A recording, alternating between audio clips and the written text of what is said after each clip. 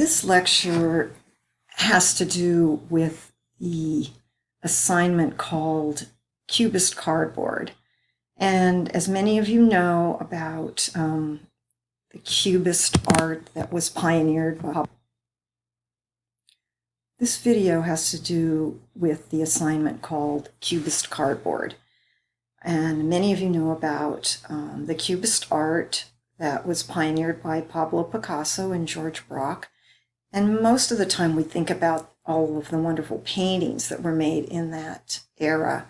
But there were also some sculptures that were created with that same kind of technique of, let's describe it by fracturing an image, usually a figure, and then sticking it back together, but in geometric forms. So here you can see lots of planes, some partial cone shapes. You can kind of see this is made of metal, but you can see how cardboard would really fit into this technique.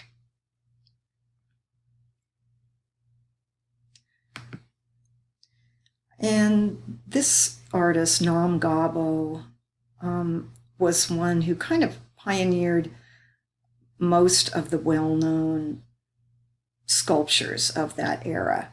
And there again, this is metal. It looks huge, and you can see how you could duplicate something like this in cardboard. There again, cones, lots of planes. All he did was make sure that with these planes, wherever they fit, that the outside edge would fit where an actual skull would be, for the most part. I mean, he took a lot of liberties. Look at how the nose is a plane. The fingers are little like corrugated pieces stuck together there.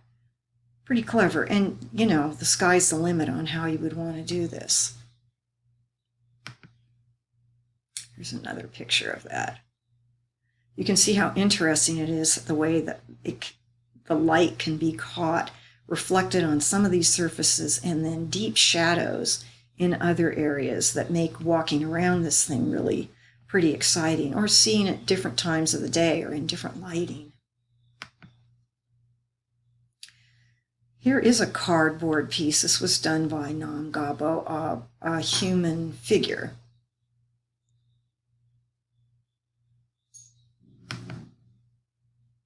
This is kind of interesting. It sort of looks like something from a pop-up book. I don't think it is, but who knows?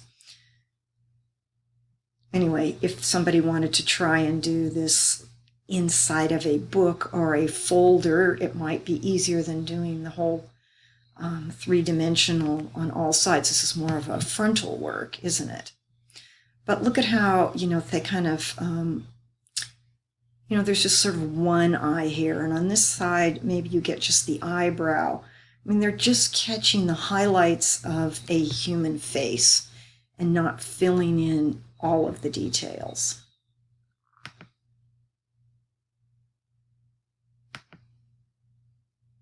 And there's the artist now. You can see how big that piece is. This is a student version, somebody's idea.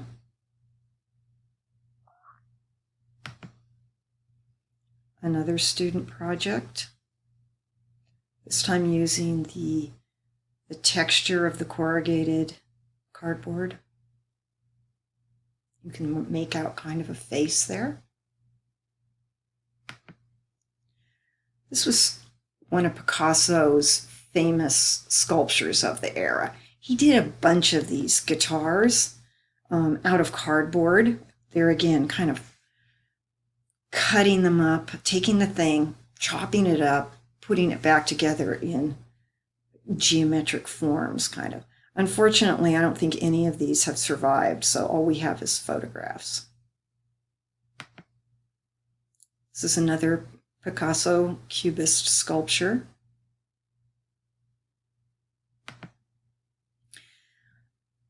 And so this is where you would get, I think, the best place to get your inspiration for your 3D cubist cardboard piece, probably doing a lot of slotting if you follow that same kind of technique. So this is a painting by Marcel Duchamp. And you can see this is the nude descending the staircase, I believe is the name of it. And so they're showing the figure just in increments, like it was a slow motion or video or something like that. Anyway, what you will have to do is find some Cubist paintings. I would look at Picasso, Braque, and Marcel Duchamp, but anybody from that era. Maybe you make Cubist paintings and you want to reinterpret one of your paintings. Here's some more.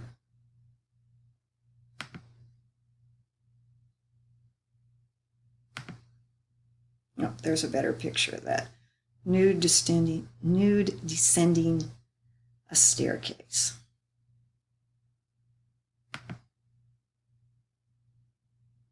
I don't know why I have this here.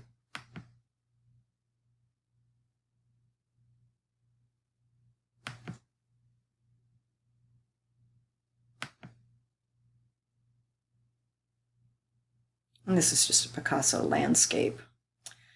Okay, so some images that might help you with one of the other projects.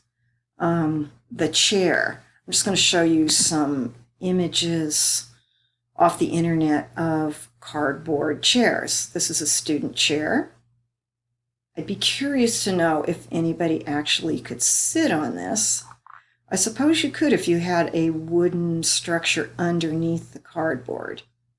I didn't really say anything about that. Or maybe this is just somebody. No, it looks like the whole thing is. Anyway, there's an office chair. This looks like a miniature, but you get the idea. The way that this comes up and then slots in these side supports. This would really take some real engineering. I was thinking of something a little more simplistic, but I thought I'd show you these. I think these are, some of them might even be comfortable.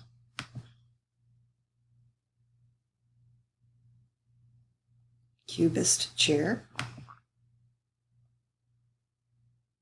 That was just using a variety of these cardboard tubes, probably people throw away.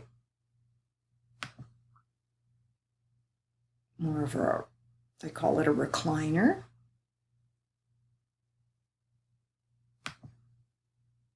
I thought this was pretty clever.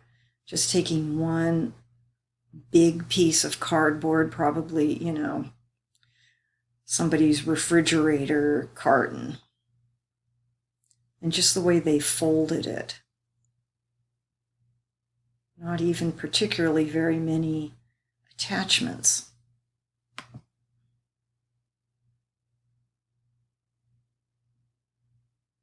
One's kind of fun. Looks like a hand holding you.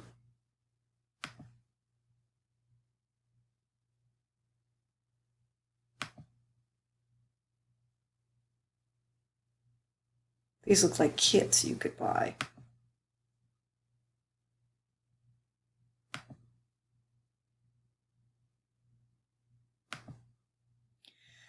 Anyway, just some inspiration about that. I just wanted to show you, if I can pull it up here, one more batch of slides here. And this is, I don't know, someday I'm going to figure out a great assignment for these, but people using cardboard, really just crumpling it up to make soft, more organic looking things. And these are some dog faces, which of course is right up my alley. If somebody wants to tackle something like this, you can write up your own proposal for an assignment. I would probably ask you to do some samples of some other cardboard connections or things that you see in that how-to video, but this would be sort of fun for somebody who likes to work a little bit more organically. Like these little perforations.